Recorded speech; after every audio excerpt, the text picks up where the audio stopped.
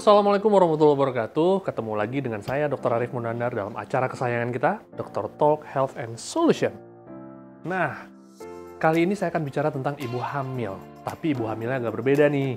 Ibu hamilnya ya harus menyesuaikan diri dengan COVID. Jadi, kita akan bahas tentang panduan COVID-19 untuk ibu hamil dan menyusui di era new normal ini.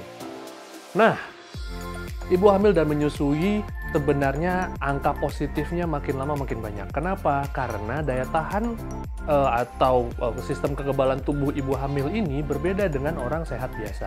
Jadi ada penurunan daya tahan tubuh pada ibu hamil dan menyusui. Sehingga WHO pun mengeluarkan satu panduan yang khusus untuk ibu hamil agar tidak terkena. Yang pertama adalah ibu hamil dalam memeriksakan kehamilannya atau mengontrol kehamilannya lebih baik itu fasilitasnya tidak di fasilitas yang merupakan rujukan untuk COVID-19. Jadi diupayakan untuk mencari rumah sakit atau klinik yang bukan merupakan rujukan atau klinik rujukan atau rumah sakit rujukan yang berkaitan dengan COVID-19. Yang kedua, ibu hamil juga harus sering mencuci tangan dengan sabun selama 20 detik dengan air mengalir. Kalau tidak ditemukan air, boleh dengan menggunakan hand sanitizer yang mengandung alkohol lebih kurang 60%. Itu kadar minimalnya. Yang ketiga adalah ibu hamil juga harus menggunakan masker pada saat dia keluar atau bepergian. Ya, ini bermanfaat untuk mencegah infeksi atau mencegah terjadinya masuknya droplet ke dalam tubuh kita, baik dari diri kita sendiri maupun ke orang lain. Lalu yang keempat, ibu hamil juga tetap harus menjaga jarak dengan orang lain. Jadi jangan sampai penularan ini terjadi akibat terlalu banyak orang berkerumun atau berkumpul dalam satu tempat ya dalam waktu yang cukup lama. Yang kelima, ibu menyusui lebih baik tidak menyusui di tempat yang cukup ramai atau di tempat umum. Lebih baik dia menyusui di rumah. Atau kalaupun memang terpaksa harus memberikan ASI pada anaknya di tempat-tempat publik, maka gunakan ASI yang sifatnya ASI peras atau ASIP yang sudah disimpan dalam botol, lalu kemudian bisa diberikan pada anaknya. Ini bisa mencegah terjadinya penularan.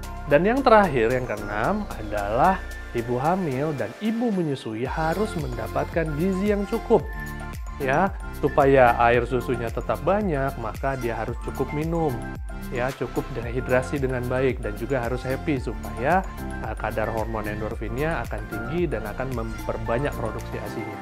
Nah, selain makanan hari-hari, ibu hamil juga harus dilengkapi dengan suplemen atau makanan tambahan yang bisa mendukung kesehatan janin dan dirinya sendiri. Nah, salah satu produk yang sangat saya sarankan dari PT Keling Indonesia adalah K-Omega Squaa.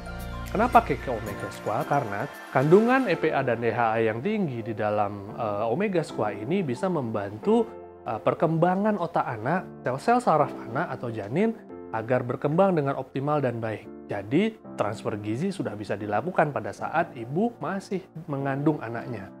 K-Omega Squaa juga sangat baik untuk ibu menyusui. Karena ibu menyusui juga membutuhkan lemak baik yang sehat, yang bagus untuk bisa melancarkan ASI-nya dan memberikan transfer gizi melalui air susu ibu kepada anaknya yang berusia di bawah 1 tahun tentunya.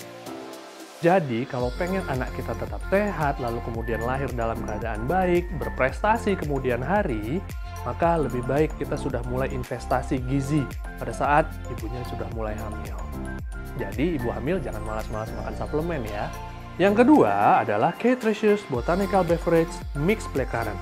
Kandungan multivitamin di dalamnya yang sangat lengkap dapat membantu para ibu yang sedang mengandung dan menyusui untuk melengkapi kebutuhan nutrisi harian. Selain itu, kandungan protein pada kandungan spirulinanya itu sangat tinggi sehingga bisa membantu ibu mencukupi kadar asam folat dalam tubuhnya. Nah, jadi tidak akan terjadi penyakit-penyakit yang bawaan yang sifatnya merugikan janin kalau memang kekurangan asam folat. Maka itu lengkapi juga gizi ibu hamil dan menyusui dengan K-Tricious Botanical Mix Blackcurrant. Nah, selain itu, kombinasi vitamin A, C, dan E yang kaya akan antioksidan itu sebenarnya bermanfaat untuk melawan radikal bebas dan meningkatkan imunitas tubuh, sehingga bisa menurunkan resiko terinfeksi virus, termasuk virus corona. Jadi, aman untuk ibu menyusui. Nah, kandungan vitamin B kompleksnya pada ibu menyusui juga itu bermanfaat untuk melancarkan produksi ASI. Nah, semoga bermanfaat tips dari saya. Mudah-mudahan para ibu hamil dan ibu menyusui yang sedang ada di era new normal kali ini bisa tetap bertahan baik dan bisa membesarkan anak-anaknya dengan sehat dan juga pintar tentunya. Oke, sampai ketemu lagi dengan saya Dr. Arif Munandar di acara Dr. Talk Health and Solution berikutnya.